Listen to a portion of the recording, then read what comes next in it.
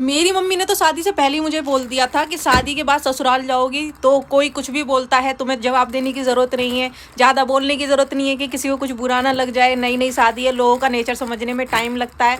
तो ये कोई स्क्रिप्टेड वीडियो नहीं है, सच्ची मैं बता रही हूँ, सच में ये मेरे साथ हुआ है। तो मैं शादी करके फिर ससुराल जाती हूँ तो वहाँ पर मैं सिर्फ कम ही बोलती थी। एक तो मुझे लैंग्वेज समझ में नहीं आती थी क्योंकि हम मेरठ के थे और मेरी शादी हो गई कानपुर में, तो वहाँ की थोड़ी लैंग्वेज समझने में भी प्रॉब्लम होती थी, जो उनकी देहाती लैंग्वेज थी। दूसरी बात, जो मम्मी ने जैसा बोला था कि नेचर देखना है पहले सबका, तो इसलिए कम बोलती थी कि मतलब किसी को कुछ बुरा ना लगे। तो एक